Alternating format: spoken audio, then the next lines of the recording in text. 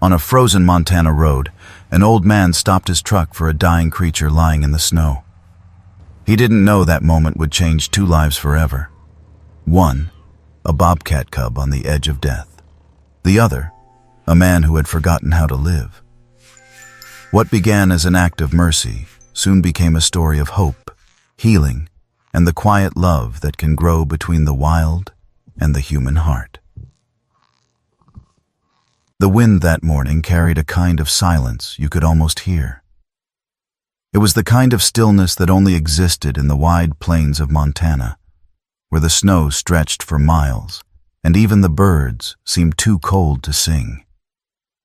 Earl drove his old Ford pickup through that silence, one hand resting on the wheel, the other holding a cup of coffee gone lukewarm hours ago. His wife, Mary, had always made sure his coffee never got cold. But Mary had been gone 6 months now, and the coffee was just another thing that didn't taste right anymore. The road curved through a patch of pine trees before opening into a long, empty stretch that led toward the gas station in town. Earl wasn't in any hurry.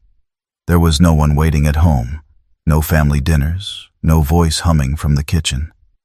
The radio mumbled some old country tune, and he let it fill the cab like a ghost of something familiar. Then, just as he rounded a bend, he saw it. At first, he thought it was a clump of frozen leaves, but the closer he got, the clearer it became. A small shape, motionless, right by the shoulder of the road. He slowed the truck, squinting through the frost on his windshield. When he stopped and stepped out, the cold bit straight through his coat. The shape didn't move. It was a young bobcat cub, barely the size of a loaf of bread, its head drooping low between its front paws. Its fur was matted with snow and dirt, and its tiny ribs showed through like the framework of something unfinished. For a moment, Earl just stood there, hands buried in his jacket pockets, not sure what to do. He wasn't a cat person. Never had been. The closest thing he'd cared for since Mary passed was a stubborn tomato plant she'd left behind on the porch. Cars passed one after another, sending waves of slush and wind. No one slowed down. The cub shivered once, weakly, then went still again. Earl knelt down, his knees creaking in protest. "Well, hell," he muttered under his breath. "What are you doing out here, little one?" Its eyes were sealed shut, crusted with frost and something darker. It didn't even flinch when he touched it. Earl hesitated. He'd heard wild animals could carry disease, could lash out even when weak. But there was something about the way its head leaned into his hand, so slight and trusting, that cracked something inside him. He looked around the empty road, the endless snowfields, the pale sun breaking weakly through the clouds. Nobody else was coming. Nobody else was going to stop. He sighed, shook his head, and whispered, "Guess it's just you and me." "Huh?" He took the blanket from behind his truck seat. Mary's old picnic blanket. The red plaid one she used to wrap around her shoulders during their Sunday drives. Gently, he scooped the bobcat into it. It let out the faintest sound, a breath that was almost a cry, and then went limp against his chest. Earl's heart clenched. He hadn't held anything this fragile since Mary's last days. Back inside the truck, he turned the heater up, set the bundle on the passenger seat, and just sat there for a long moment. The snow kept falling, whispering against the windshield. Earl reached for his phone and searched for the nearest wildlife rescue center. The signal flickered. The screen showed one number, closed until Monday. Another one, 2 towns over, didn't even pick up. He left a message anyway. This is Earl Cooper from Willow Creek," he said, voice low and unsure. "I found a young bobcat. Looks bad. Don't know what to do with it. If you get this, call me back." He hung up and looked over. The cub hadn't moved. Its breathing was shallow, uneven, like the ticking of a clock about to stop. He thought of driving to the town vet, but he remembered the sign on the door last time he passed. Closed on weekends. It was Saturday. snow piling up, nothing open for miles. He leaned back, staring out the window. "If I leave you here," he whispered, "you won't make it another hour." The cub made no sound. Earl's fingers tightened around the steering wheel. "Well, damn it," he muttered. "I guess you're coming home with me." He drove slow, afraid the bumps would hurt it. Each time the truck hit a pothole, he glanced over, half expecting to see the little body stop moving altogether. But it kept breathing, barely. He turned on the defroster, rubbed his hands, and told himself he was just keeping it alive long enough for a professional to take over. That's all. Nothing more. When he reached his cabin, he parked by the porch and carried the bundle inside. The air inside was cold. He hadn't bothered to light the fireplace that morning. He placed the Bobcat on an old towel near the hearth and went to strike a match. The fire caught slowly, its crackle breaking the heavy silence that had filled the house since Mary's passing. For the first time in months, the place didn't feel completely dead. He poured some milk into a pan, warmed it just enough, and filled a small syringe he'd once used for feeding orphaned birds. He knelt beside the cub, lifted its head gently, and tried to drip the milk between its lips. Most of it spilled down its chin, but a few drops disappeared. Earl smiled faintly. "That's it. Attaboy or girl. We'll figure that part out later." He sat there for hours, feeding, wiping, whispering words he hadn't said aloud in years. "You hang in there, kid. You hear me?" At some point, exhaustion took over. He dozed off beside the fire, the blanket still wrapped around the tiny animal. When he woke again, it was dark outside, and the fire had dimmed to embers. The house was silent. Too silent. Earl turned quickly toward the towel. The Bobcat wasn't moving. Its little body was stiff. Its head drooped the same way he'd first found it. Lifeless. His stomach turned cold. "No, no, no." He touched it, but it was cold to the touch. Panic rose in his chest. He pressed 2 fingers gently against its ribs. Nothing. He tried again, this time holding his breath. Then, so faint it could have been his imagination, he felt it, a pulse, tiny and unsteady, but still there. "Come on, Scout," he whispered without realizing he'd given it a name. "You're tougher than that." He held the cub close, wrapped in the blanket, breathing his own warmth into it. Outside, the snow fell harder, wind pressing against the windows like an impatient hand. He sat there until dawn, his arms cradling that fragile body, whispering stories about Mary, about the summers they used to fish by the river, about the day he'd promised he'd never let anything die alone again. When morning came, the Bobcat stirred, just barely. A flicker of breath, a twitch of the paw, enough to make Earl believe that maybe, just maybe, fate hadn't finished with either of them yet. And as sunlight touched the frozen pines outside, he thought of something Mary used to say whenever she'd find an injured bird or a stray dog. "Every life deserves a chance, Earl, because you never know which one's sent to save yours."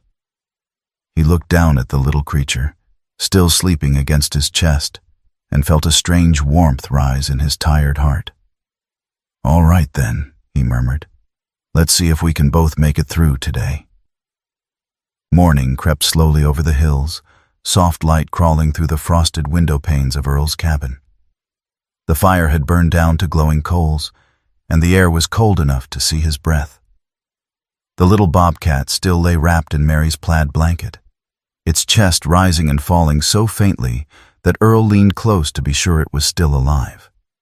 He hadn't moved from that spot all night. His back ached, and his knees protested when he stood, but there was something about seeing that tiny flicker of breath that made the ache feel worth it. "Still with me, huh?" he whispered. "Good." He brewed coffee on the old gas stove, the kind of bitter blend that used to make Mary laugh and say it could strip paint off a barn. The smell filled the room, warm and comforting, in a way he hadn't felt for months. He poured some into a chipped mug, then set another pot of milk on the burner to warm for the cub. He'd read somewhere, maybe in one of those animal health magazines Mary used to keep, that milk wasn't ideal for wildcats, but it was all he had. Earl crouched near the blanket and tried again to feed the cub, using a small dropper this time. It twitched, its tongue barely flicking at the drops, but at least it swallowed. That was enough to keep him going. After breakfast, he called the Wildlife Rescue Center again. No answer. He called another number he found online, something about wildlife rehabilitation in Bozeman. A woman finally picked up, her voice brisk and tired. "Sir, if it's a wild bobcat, we can't legally take it without authorization.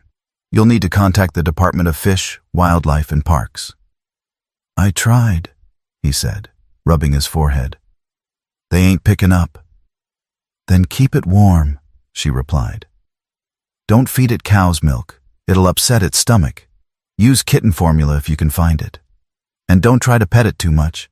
It's not a house cat." Earl thanked her and hung up. He glanced at the cub, still motionless under the blanket. "Not a house cat, huh?" he murmured. "Neither was I, once." He sat back in his armchair, thinking of all the calls Mary used to make for stray animals. She'd once spent an entire weekend nursing a baby raccoon until the rangers came. He used to laugh at her for it. "You can't save every lost thing," he'd told her. She'd smiled that quiet smile of hers and said, "Maybe not, but I can save the ones that cross my path."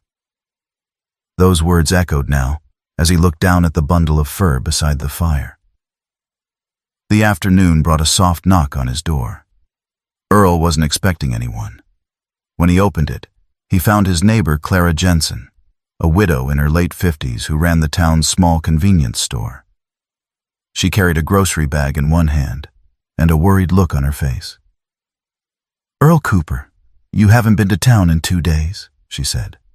"I figured you'd frozen solid out here." "Not yet," he said, forcing a grin. "Got myself a little project." She peered over his shoulder, and her eyes widened when she spotted the bobcat. "Lord, is that what I think it is?" "Yeah," he said. "Found it on the road yesterday. Couldn't just leave it." Clara shook her head, half amazed, half exasperated. "You're going to get yourself scratched to ribbons, Earl." "Too weak for that," he said, barely hanging on. Clara walked in anyway, setting the bag on the counter. "Brought you some soup mix, coffee filters, and, don't laugh, one of them electric heating pads. Got it on sale last winter." Earl raised an eyebrow. "Heating pad? For me or for the cat?" "Both, if you're smart." She gave him a look that reminded him of Mary's stern kindness. Then her gaze softened. "You know, it's good to see you doing something again. Folks been worried." He looked down at the cub, then back at her. "Guess I just needed a reason to light the fire again." That night, Earl unwrapped the heating pad, set it beneath the blanket, and adjusted the warmth carefully. The cub shifted slightly, curling into a tighter ball. Its tiny ears flicked, and Earl smiled for the first time in a long while. He didn't want to admit it, but there was something alive inside him now too. Something that had been buried with Mary. He cleaned the kitchen, something he hadn't bothered with in months. The dishes clanked, the coffee percolator gurgled, and for the first time the cabin didn't feel like a tomb. The cub, still too weak to move, made a faint sound in its sleep, a tiny mewl, more breath than voice. It startled him. He leaned close, afraid it was pain, but no, it was just breathing. The next day, he drove into town. The roads were slick with melting snow, the sun cutting through the clouds. He stopped by Clara's store for formula powder, kitten milk replacer, the label said. She gave him a small bottle and a smile that said she was proud of him but didn't want to show it. At the checkout counter, she asked, "You got yourself a name for that little thing yet?" Earl shook his head. Not sure it's going to make it long enough for a name. Clara reached across the counter and put a hand on his arm. You'd be surprised how tough God's creatures can be. Back home, Earl mixed the formula with warm water, following the instructions carefully like a science experiment. When he touched the bottle to the cub's mouth, it didn't react at first. But then, slowly it latched on. Just for a second. Just enough. Earl laughed out loud, the sound echoing strangely through the cabin. There you go, kid. That's how you do it. He fed it little by little throughout the day. Every time it swallowed, he felt that same small surge of hope. He even caught himself humming one of Mary's old hymns. By evening, the cub's breathing was steady, and its head no longer drooped so low. Outside, the sky turned pink over the frozen ridge. Earl sat by the window with his coffee, watching the light fade. The cub slept near the fire, the blanket rising and falling with each breath. He thought about what the woman on the phone had said. Don't get too attached. But it was far too late for that. He got up, walked to Mary's old writing desk and opened the drawer where she kept her letters. One envelope sat on top, yellowed and half open. He pulled it out. Her handwriting danced across the page, the words soft and careful. If you ever feel the world's gone quiet, Earl, do something kind. It doesn't have to be big, just enough to remind your heart it still works. Earl stared at the letter for a long time, then folded it carefully and placed it next to the blanket where the bobcat slept. You hear that, Mary? He whispered. I'm trying. Hours passed. The fire dwindled again, and the house settled into stillness. He checked the cub one last time before turning in. It was breathing evenly now, its tiny paws twitching like it was dreaming. He smiled and went to his chair, blanket draped over his knees. Sometime near midnight, a faint sound pulled him from sleep. A weak, rasping cry. He rushed to the hearth. The cub was trembling, violently, its breath shallow, foam gathering at its mouth. Panic seized him. He tried to keep it warm, rubbing gently, whispering, begging it to hold on. And then, just as suddenly as it began, the shaking stopped. The cub went limp. Earl's heart dropped. No, come on, Scout, not again. He held it close, feeling nothing but cold through the blanket. Then, just as his tears started to fall, he felt it. One soft, shallow breath against his palm. A breath. Fragile, but real. He sat there through the night again, afraid that if he blinked, that breath would vanish. And somewhere between the tick of the clock and the crackle of the fire, he realized this wasn't just about saving a creature anymore. It was about saving himself, one heartbeat at a time. Outside, the snow fell gently, the world holding its breath with him, waiting for the morning. By the time the sun rose again, Earl's hands were trembling from exhaustion and cold. The little bobcat hadn't eaten since dawn the day before, and its tiny chest rose and fell like a dying ember. Earl knew that if he waited another night, it wouldn't survive. He grabbed his coat, wrapped the cub in the plaid blanket, and headed for his truck. The road into town was half buried in snow, slick and narrow. Earl's breath fogged the windshield as he muttered to himself, "Hold on, kid. Just hold on." The heater wheezed but didn't do much good. The cub's head hung limp over his armrest, the way Mary's had against his shoulder the day she'd gone to sleep for the last time. He swallowed hard and pressed the gas a little more. The sign for Helen's veterinary clinic appeared like a ghost through the snow. The lights were still on, a small miracle on a Sunday morning. Earl parked and rushed inside, ringing the old brass bell at the counter. A voice called from the back, firm but kind. "Be right with you." When she appeared, Earl nearly stumbled over his words. Dr. Helen Marsh looked to be in her early 50s, tall, sharp-eyed, with silver streaks in her hair that caught the fluorescent light. Her white coat hung loosely over a flannel shirt, and her voice carried the steady tone of someone used to being calm in crisis. "What have you got there?" she asked. Earl laid the bundle on the counter. "Found him on the road. Been feeding him what I could. He's been fighting, but now he's—" His voice cracked. "He's slipping, I think." Helen unwrapped the blanket gently. Her eyes softened when she saw the cub. "Oh, sweetheart. You poor thing." She lifted it, turning it toward the light. The paw twitched once. "This is a bobcat, not a kitten." "I know," Earl said. "But what am I supposed to do? Let it die?" She gave a small smile. "I didn't say that." Helen motioned toward the exam room. "Come on back. We'll see what we can do."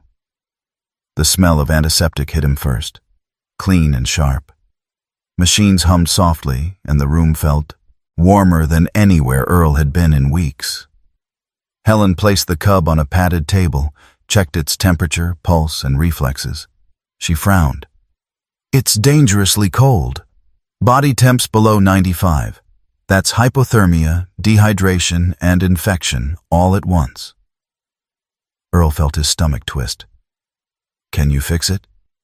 "I'll try," she said, "but it's going to need fluids, antibiotics, and luck." She paused, meeting his eyes. "You sure you're ready for that?" He nodded. "Do whatever it takes." Helen called for her assistant, a teenage boy named Luke, her nephew, judging by the way he answered with a weary, "Yeah, Aunt Helen?" He wore earbuds and smelled faintly of fast food. But when he saw the bobcat, his expression changed from boredom to quiet awe. That's wild," he whispered. "Exactly," Helen said. "So let's treat it like something worth saving." Together they worked in silence. Helen inserted an IV line with practiced care while Luke warmed a blanket in the dryer. Earl hovered nearby, feeling useless, his heart pounding. The cub's breathing slowed, then hitched, then stopped altogether. "Doc?" Helen's eyes flashed up. "Luke, bag," she ordered. The boy handed her a small oxygen mask. She placed it over the cub's face and began gentle compressions with her fingertips. Earl stood frozen. Time seemed to stall. Then the faintest shudder passed through the cub's chest, followed by a weak gasp. "He's back," Helen breathed. Earl let out a sound halfway between a laugh and a sob. They worked another hour, stabilizing fluids and giving antibiotics. When Helen finally straightened up, she looked worn but calm. "He's tougher than he looks," she said. "I've seen barn cats die from less. You might have found a real fighter here." Earl smiled faintly. "Guess he reminds me of someone." Helen raised an eyebrow. "You?" He shrugged. "Maybe. Or Mary. My wife." Something flickered in her eyes, understanding. "I lost my husband 5 years ago," she said quietly. "Heart attack." One minute he was building a fence, the next he was gone. Earl nodded slowly. "World's got a cruel way of teaching lessons, don't it?" "Yeah," she said. "But sometimes it gives us chances to pass those lessons on." Luke, who'd been cleaning up, looked between them like he'd wandered into a conversation too deep for his age. "You think the bobcat knows you're trying to save it?" Helen smiled at him. "I think it knows kindness when it feels it." Earl reached out, brushing a thumb over the cub's fur. It was coarse, patchy, but still warm now. "Then maybe that's enough."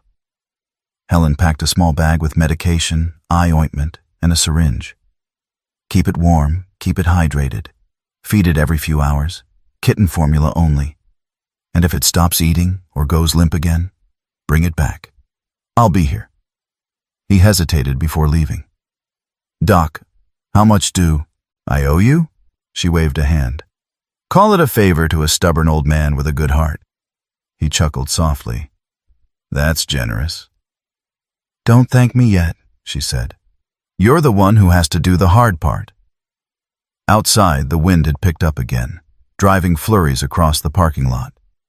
Earl climbed into his truck, the cub bundled up beside him, tiny breath visible in the morning light. For the first time since Mary's death, he didn't feel like he was driving home to an empty house. Back at the cabin, he made a small bed out of a shoebox lined with towels. The cub stirred, its ears twitching. Earl fed it carefully with the bottle Helen had given him. This time, it drank a little longer before dozing off again. As the fire crackled, Earl opened his laptop to look up more about bobcat care.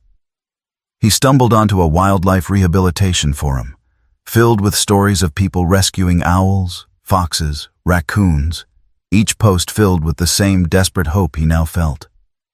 He read for hours, learning about safe feeding, parasite control, and temperature regulation.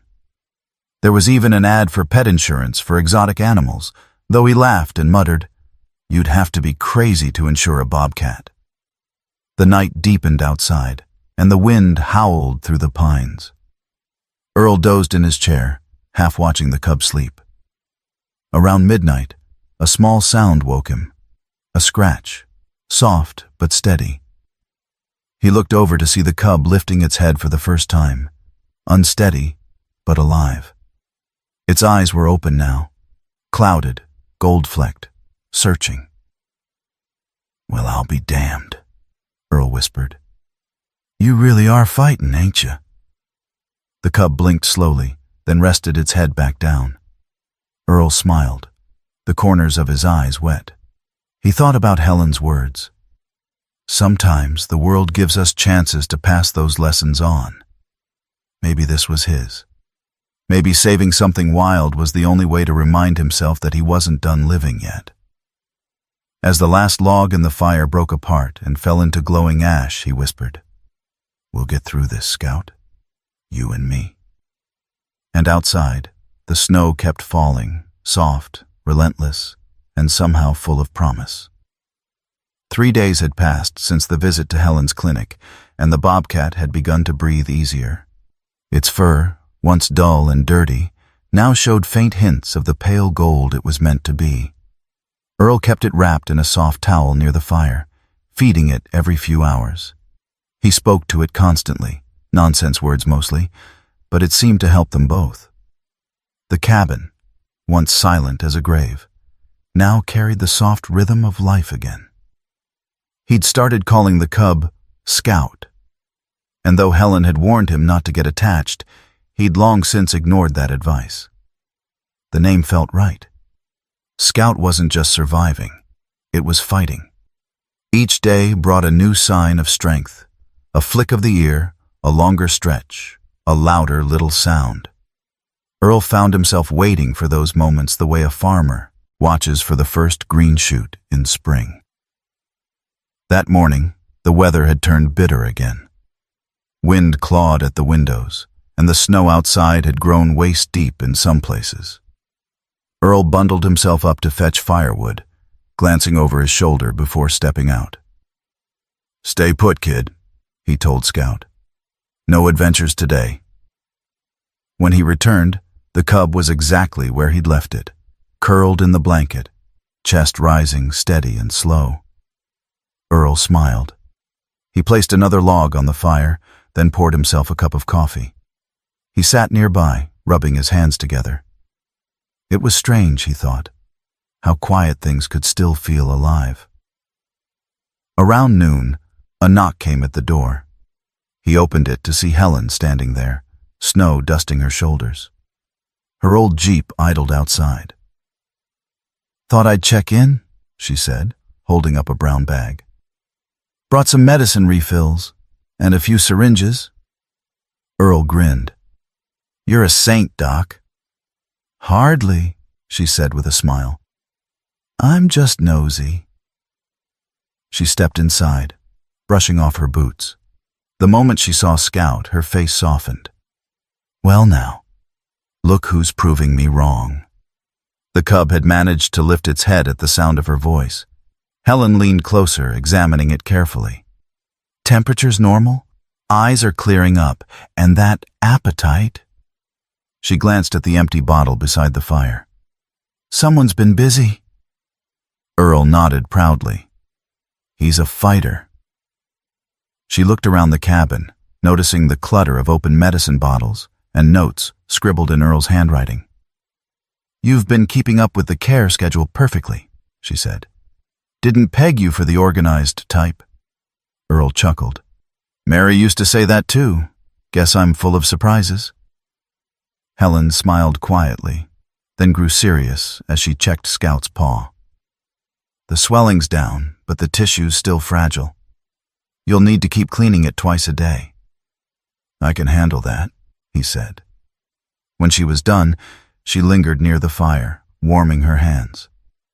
You know, she said softly, most people would have left it there. Bobcats aren't easy to raise. They don't bond the way dogs or cats do. Maybe not, Earl said, but maybe they don't need to. Maybe just knowing someone's fighting for 'em is enough. Helen looked at him for a long moment, then nodded. You sound like my late husband. He used to say that about his horses. I remember you mentioned him, Earl said. She smiled faintly. Yeah. Lost him 5 years ago. There's not a day I don't talk to him, though. I get that, Earl said quietly. Mary's been gone 6 months, and I still make coffee for 2. They both laughed, softly, not out of humor, but out of shared loneliness. Just then, a small sound broke the moment. Scout had dragged himself out of the blanket, wobbling on unsteady legs. He took a few shaky steps before collapsing near Earl's boot. Helen gasped. He's trying to walk. Earl bent down quickly, lifting him gently. Easy now. You ain't ready to chase rabbits yet. Scout's paw pressed weakly against his thumb. Helen smiled. That's a good sign. The coordination's coming back. Keep encouraging him, but let him rest in between. As she packed her bag to leave, she added, You've done more good here than you know. Keep going. And call me if anything changes. Earl watched her Jeep disappear down the snowy road, then turned back to the fire. Scout was still awake, eyes following him as he moved around the room. Earl sat down beside him, murmuring, Guess you got a fan club now, huh? That evening, as the wind howled outside, Earl opened the small drawer where he kept Mary's old Bible. Inside was a note she'd written long ago, tucked between the pages. Love isn't just what you give, it's what you keep alive. He looked at Scout, curled up and breathing softly, and felt something stir in his chest, something close to faith. The next few days were steady but tense. The infection in Scout's paw began to ooze again, and the swelling worried Earl. He drove to the clinic twice, each trip over icy roads that seemed determined to push him off the edge. Helen helped him clean the wound, applied antibiotics, and reassured him. It's healing, Earl. Slowly, but it's healing.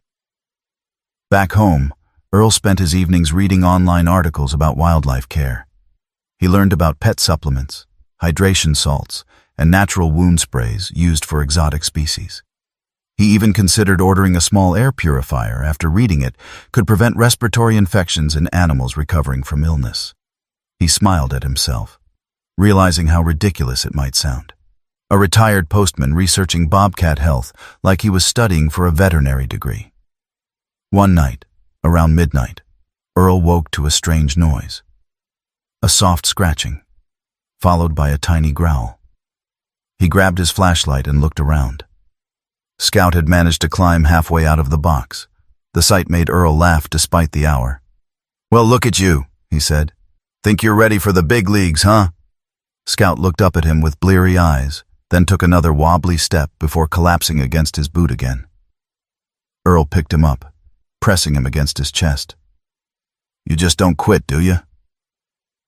That night, he couldn't sleep. He sat by the fire, feeling the cub's heartbeat against his palm. Steady now, strong.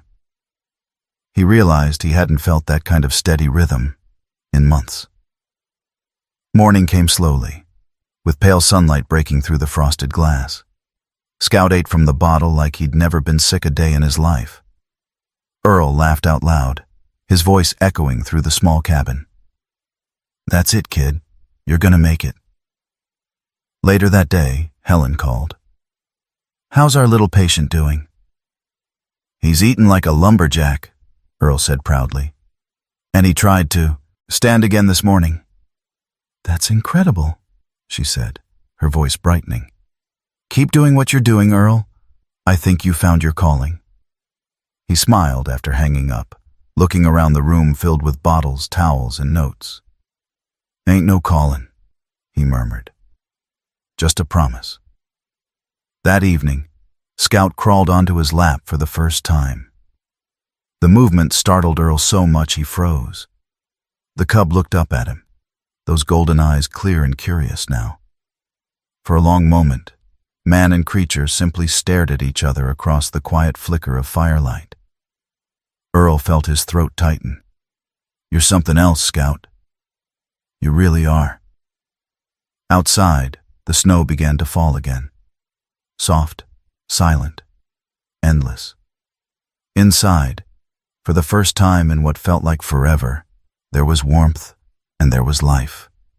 Earl closed his eyes, listening to the crackle of the wood and the faint sound of breathing beside him, and thought that maybe, just maybe, he was healing too. By the 4th week, Scout had become a small streak of energy in Earl's cabin, clumsy, curious, and endlessly alive. He could wobble his way from the fireplace to the window, his paws patting softly on the wooden floor. Earl had even placed a small pillow near the window ledge so the bobcat could watch the birds outside. It had become their morning routine, Earl sipping his coffee, Scout batting at the light through the glass. For the first time in months, mornings didn't feel empty. But that peace didn't last. It never does. One cold morning, Earl noticed Scout hadn't moved from his blanket. The usual faint growl for breakfast didn't come. The bottle of kitten formula sat untouched. When Earl touched him, the cub's fur felt damp with sweat, his breathing labored. His once bright eyes looked dull and distant. Panic crawled up Earl's throat. Hey, kid," he whispered. "What's this? You tired, huh? You can rest later. Come on, drink a little." Scout turned away weakly. Then came a sound that made Earl's heart freeze. A dry cough followed by a low whimper.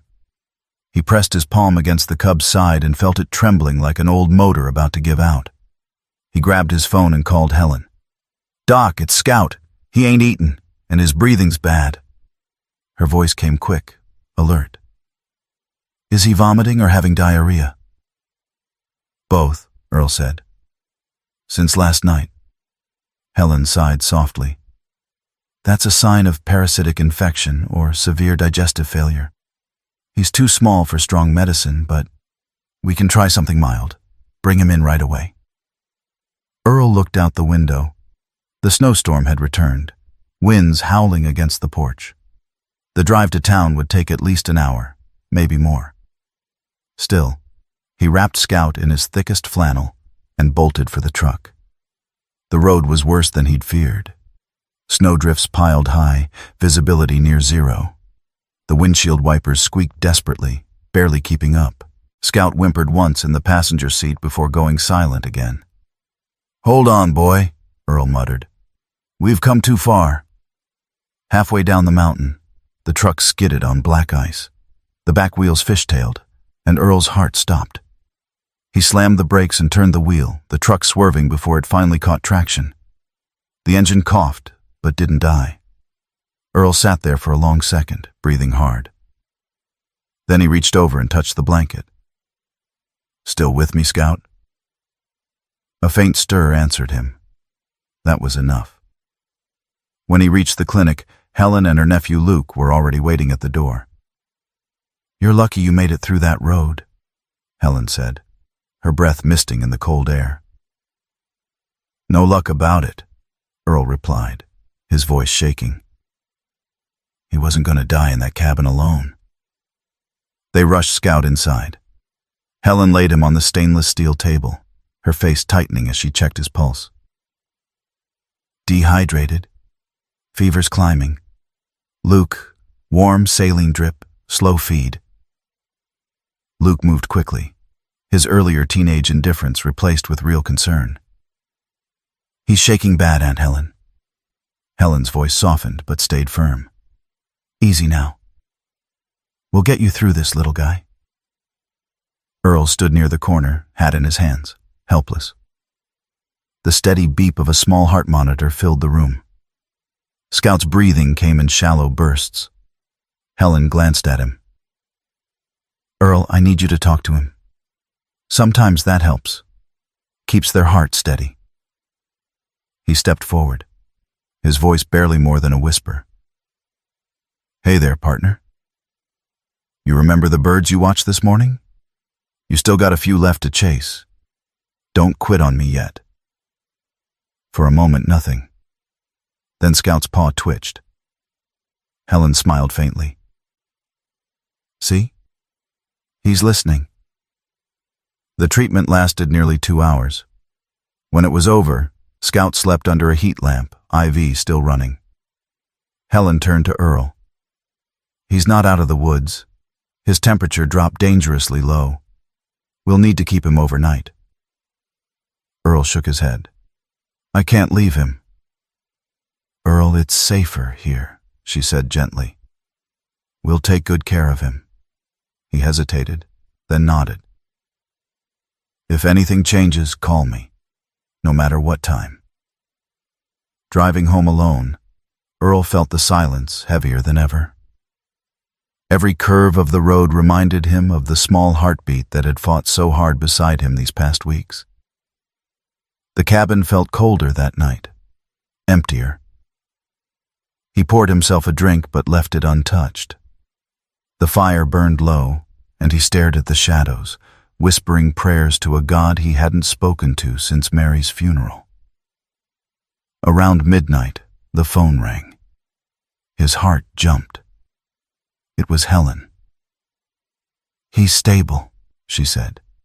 Fever's coming down, but he's weak. I'll need to keep him here for at least 2 days. Earl exhaled, eyes stinging. Thank you, Doc. You're a good woman. I just did my job, she said softly. You're the one who gave him the will to fight. The next morning, Earl returned to the clinic. Scout was awake but motionless, eyes half closed. Helen was changing the IV bag. He's fighting, she said quietly. But there's another problem. His left paw's swelling again. Might be infection from the earlier wound. I'll clean it, but if the tissue dies, we might have to remove part of it.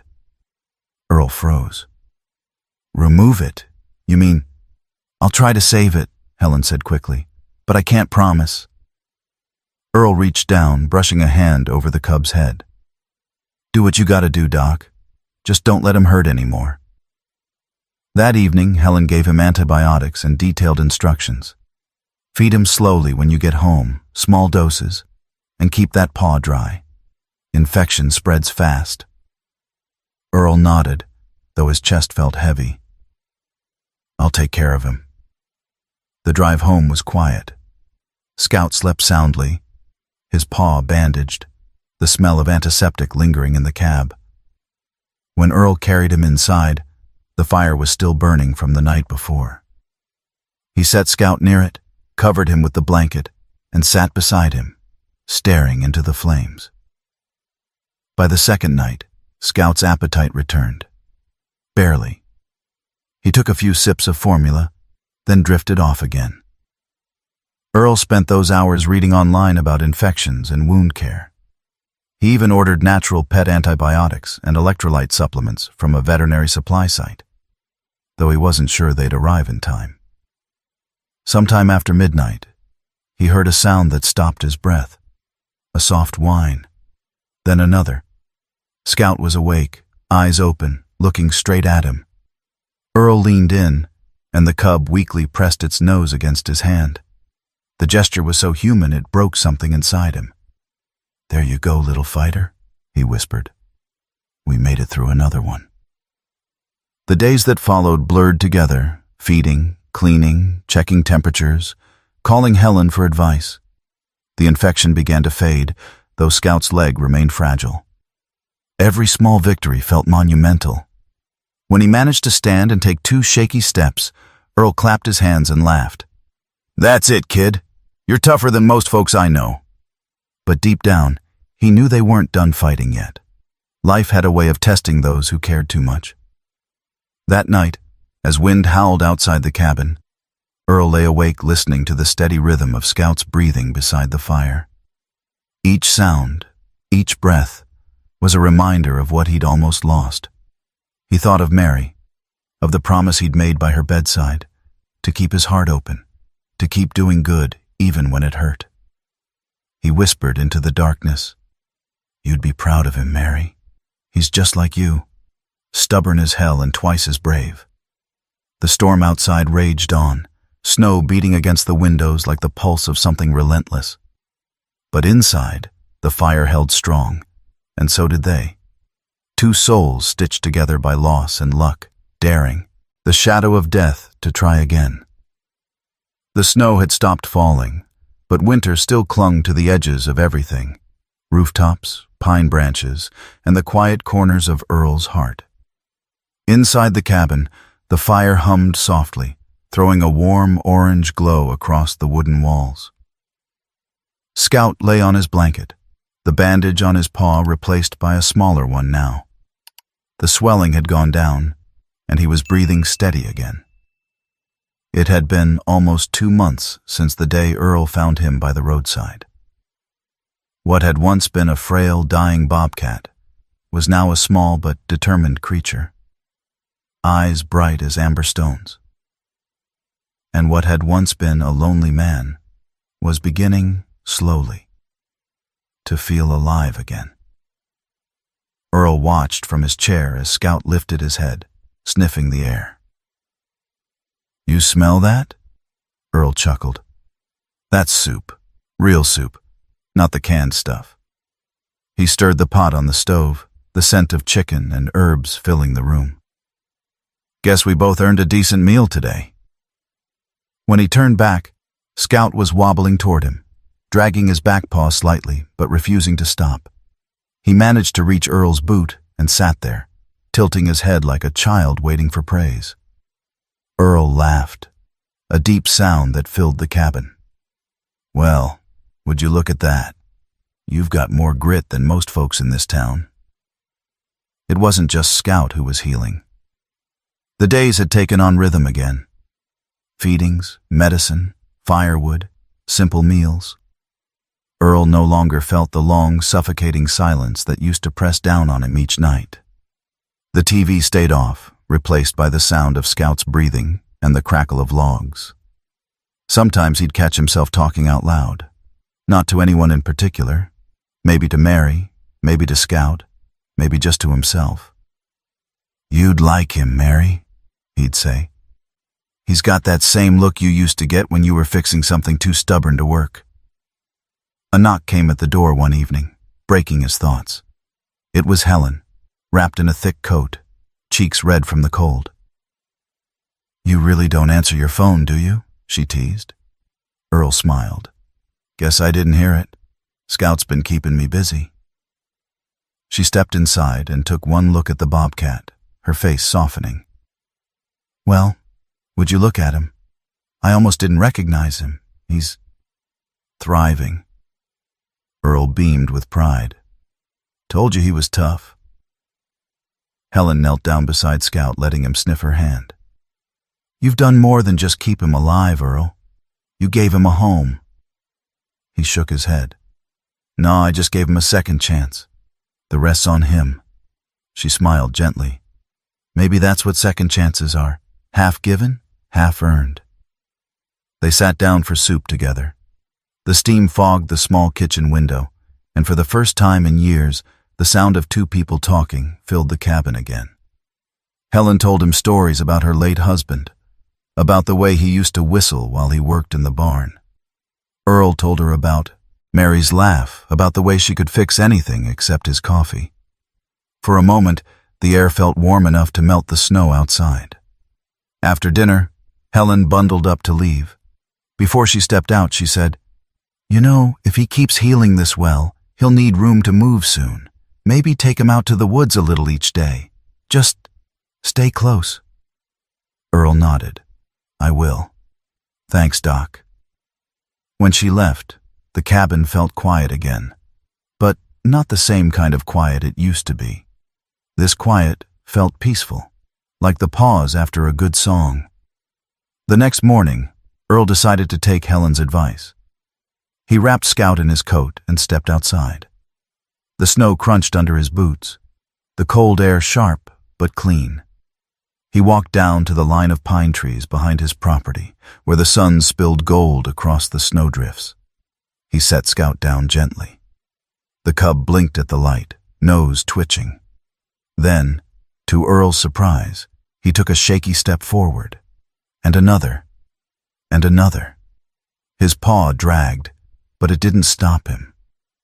He walked until he reached a fallen branch, sniffed it, then looked back as if to say, "You see that? I did it." Earl's throat tightened. "You sure did, kid. You sure did." They stayed outside for nearly an hour.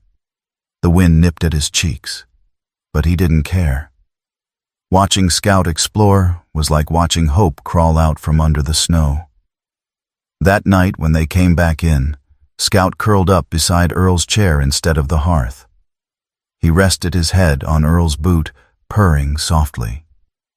Earl froze, afraid to move. For a long moment, he just sat there, feeling the warmth of that small, wild life pressed against him. He thought of all the things he'd read about bobcats online, their instincts, their independence, the way they rarely bonded with humans. And yet, here was Scout, sleeping beside him like an old friend. Earl whispered, "Guess you didn't read those articles, huh?" He reached for the remote and turned on the small TV he hadn't touched since Mary passed. The first channel that came up was a local news story about animal rescue foundations. The reporter talked about a group saving injured wildlife across the state, using donations and volunteers. Earl smiled faintly. "Maybe I'll give him a call. Got some experience now." The following days blended together in a gentle rhythm. Helen stopped by once a week, sometimes bringing Luke along. The boy, shy at first, had grown fascinated by Scout. "He doesn't act wild anymore," Luke said one afternoon. Earl chuckled. "That's 'cause he knows this ain't the wild. It's home." But deep down, he knew that wasn't the whole truth. Scout still had the wild in him. Sometimes Earl would catch him staring out the window for hours, eyes fixed on the woods beyond the ridge. One morning, Scout slipped out through the half-open door. By the time Earl noticed, his tracks already disappeared into the snow. Panic hit him like ice water. He grabbed his coat and flashlight, calling into the wind, "Scout! Scout! Get back here!" The forest swallowed his voice. He searched for hours, the cold biting at his fingers. Then, just when his knees began to give out, he heard a faint cry from the direction of the old pine grove. He ran toward it and found Scout huddled beneath a tree, trembling. His paw was bleeding again, reopened from the strain. Earl knelt and scooped him up, his voice breaking. "You damn fool. You scared the life out of me." Back at the cabin, he cleaned and wrapped the wound. Scout whimpered but didn't fight him. Earl sat down beside him, shaking his head. "You're still wild, aren't you? Guess I can't blame you for that." He leaned back in his chair, exhaustion washing over him. Then he noticed Scout watching him, those gold eyes calm now, full of something that looked almost human. Trust. Earl sighed. "All right, kid. Maybe we're both still learning what home means." As the fire burned low, he thought about how far they'd come. From that frozen roadside to this quiet room filled with warmth and breath and the faint hum of life. The winter outside was still deep and endless, but inside, something had changed. Two souls, one man, one wild thing, had managed to find each other in the cold. And somehow in that fragile bond, both had begun to heal. Earl reached down, gently resting his hand on Scout's back. The cub didn't flinch, didn't move. He just breathed, steady and warm. Outside, the wind sighed through the pines, carrying with it the first hint of spring. The days had begun to stretch a little longer, and the snow on the hills behind Earl's cabin had started to melt into quiet streams. Winter was losing its hold, but Scout's limp never seemed to fade.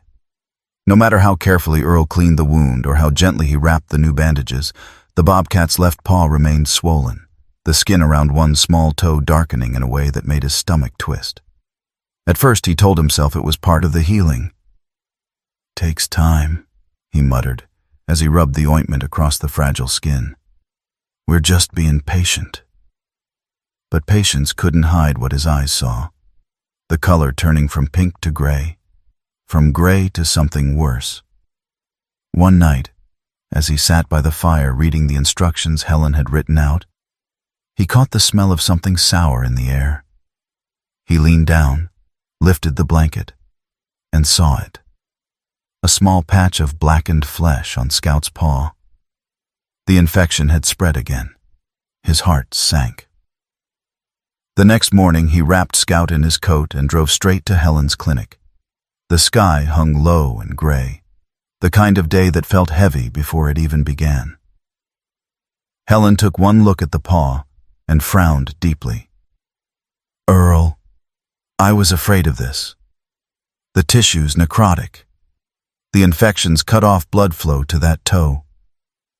Earl's throat tightened. "What are you saying, Doc?" She sighed, removing her gloves. "I'm saying that if we don't take it off, the infection could spread to the rest of the leg and kill him." Earl stared at her, the words hitting harder than he'd expected. "You mean, cut it off?" Helen nodded. "It's a small surgery. Quick.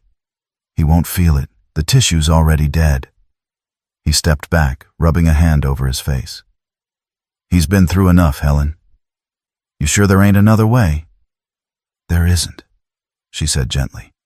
"And I promise it won't hurt him. But you have to let me do it now."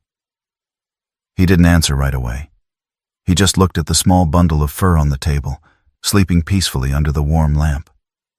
All those nights of nursing, all those fights they'd survived together. Now this. It didn't seem fair. Helen touched his arm. "Earl, sometimes mercy hurts." He nodded slowly.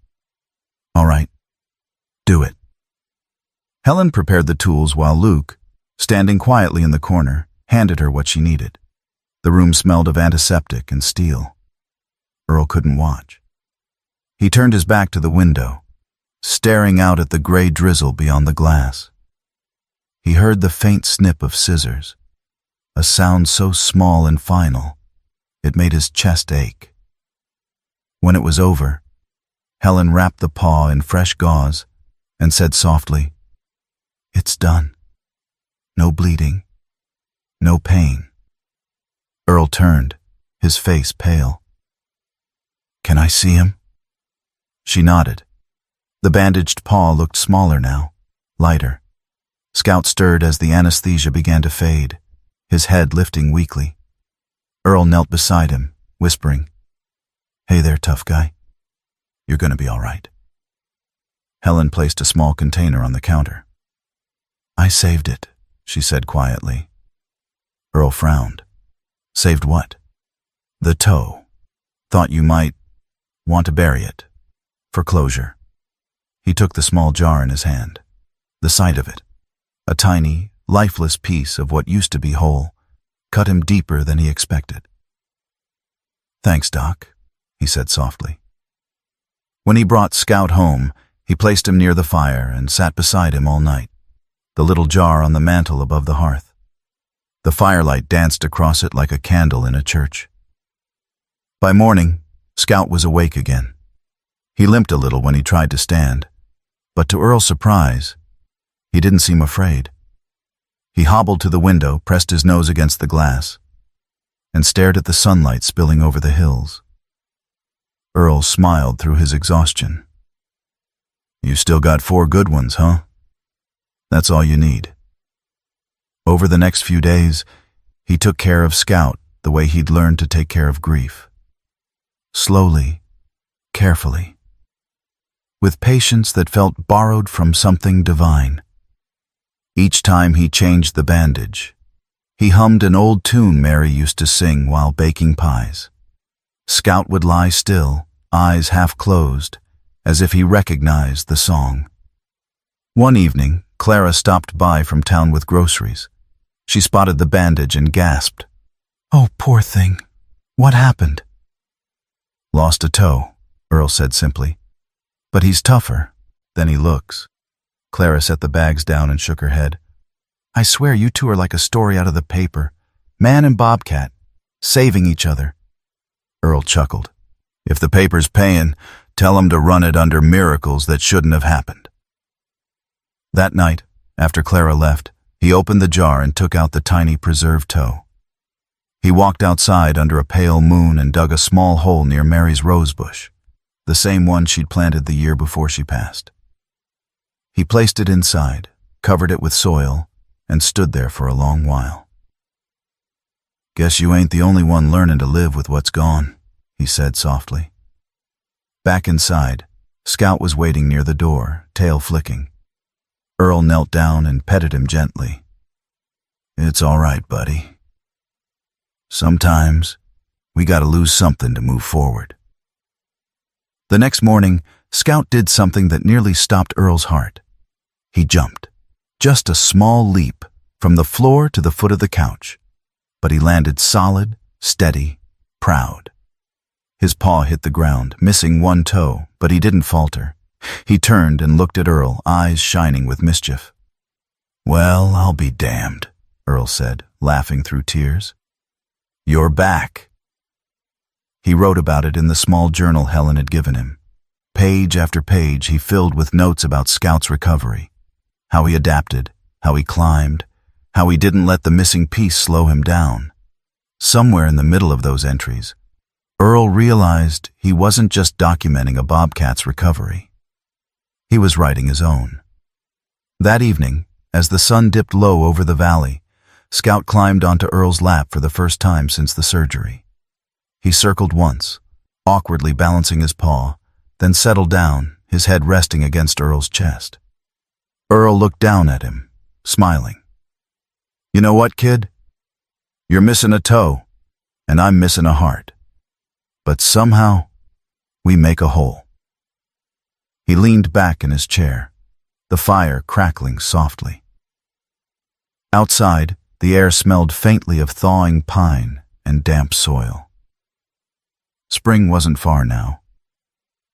Before turning in for the night, Earl glanced at the small mound near Mary's roses through the window. A part of him wanted to mark it with a stone, maybe even plant something there. Something small, stubborn, alive.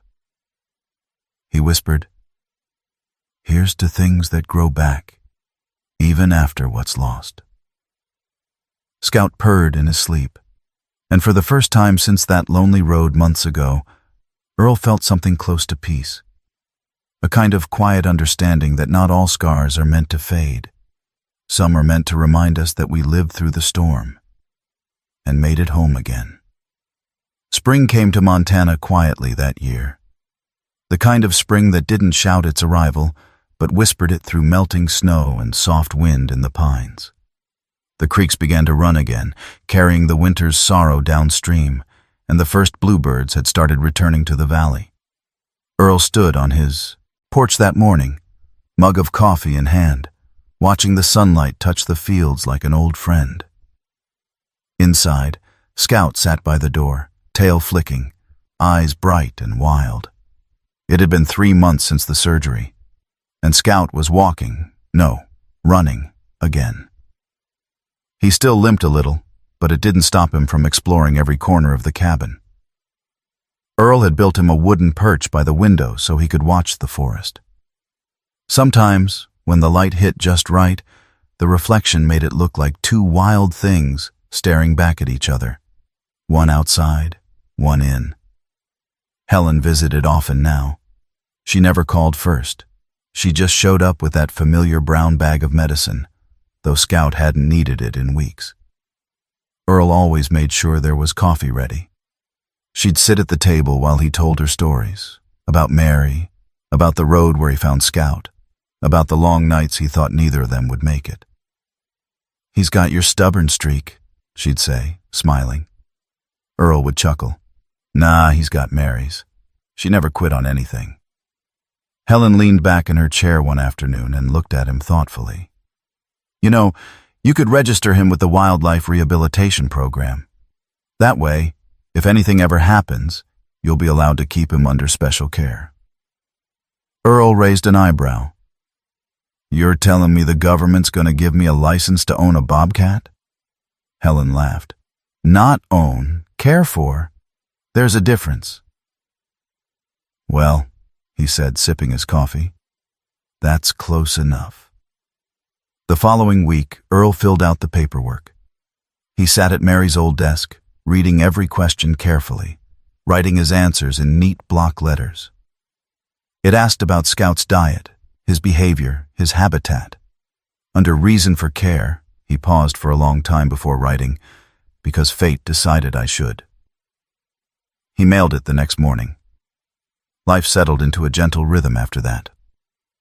Scout followed Earl everywhere. Into the shed, onto the porch, even to the mailbox down the road.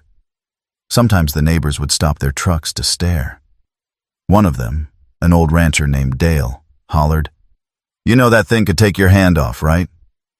Earl just grinned. "He's already taken my heart, so I figure I'm ahead." In town, Scout became something of a legend. Folks at Clara's store would ask about him. She even kept a photo behind the counter, Earl in his flannel jacket, Scout perched on his shoulder, both looking straight at the camera. "The old man and his bobcat," she called it. Tourists passing through sometimes asked if they could meet him. Earl always smiled politely and said, "He's not for show. He's family." As spring deepened, Scout's curiosity grew. He'd stare out the window longer each day, tail twitching, eyes following the deer that wandered near the tree line. Earl noticed, but he didn't say anything. He knew what that look meant. One morning, he opened the door and said, "All right, Scout, you want to see the world? Let's do it the right way." He led him out to the meadow behind the house. The grass was soft underfoot, the air rich with pine and earth. Scout sniffed the wind, then took a few cautious steps. The sunlight caught his coat, making it gleam like honey. Earl sat on a fallen log, just watching. The cub circled the clearing once, then came back and brushed against his leg before sitting down. "You remember this spot?" Earl asked quietly. "This is where you almost didn't make it.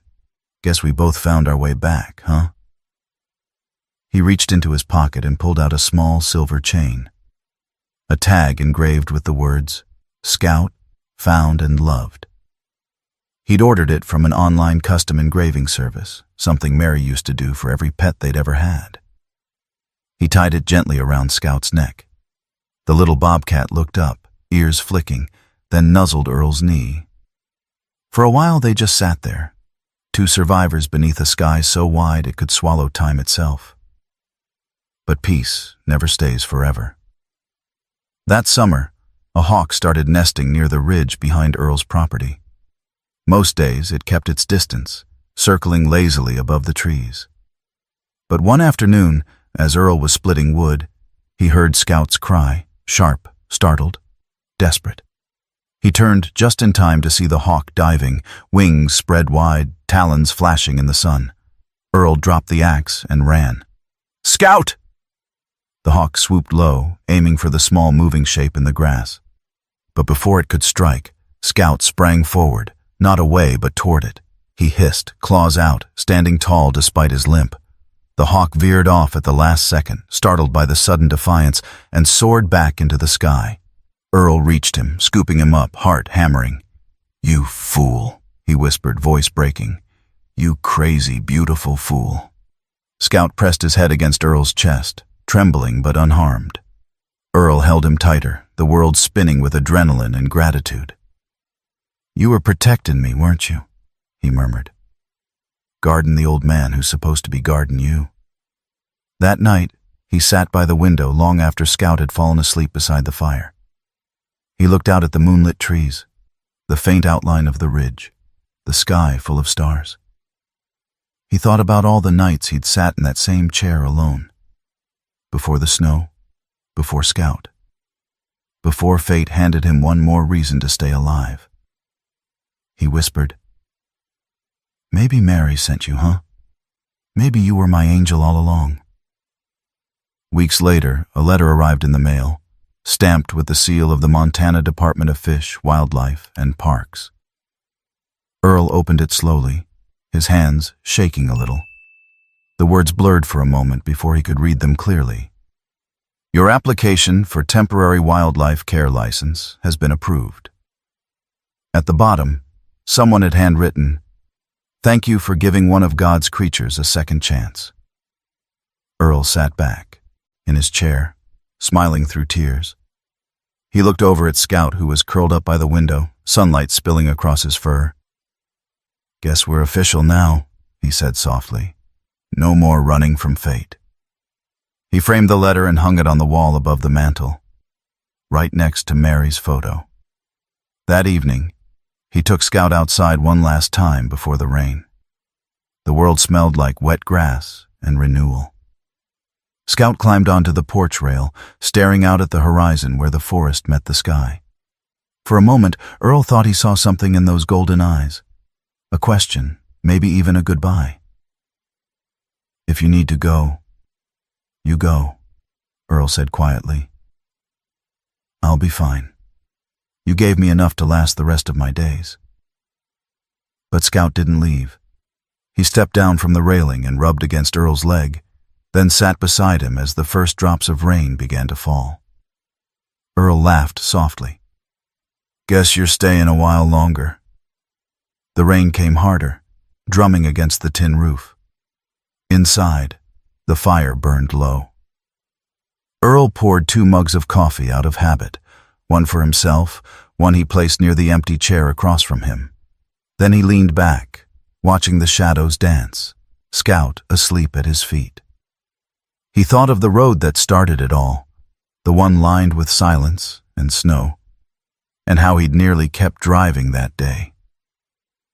"Funny thing, life," he said aloud. "You never know when you're the one being rescued." Outside, the storm softened, and through the open window came the scent of pine, earth, and something like peace. Earl closed his eyes, smiling. "You're my little miracle, Scout. My angel on 4 paws." And as the firelight flickered across their faces, the cabin stood quiet once more. Not with loneliness this time, but with the gentle hum of 2 hearts that had found their way home. If this story touched your heart, let me know by leaving a simple 1 in the comments below. It's a small way to tell me you're here, still believing in kindness and second chances. And if you'd like to join me for more true, soul-warming tales of humans in the wild, hit that subscribe button. There's another story waiting just around the bend.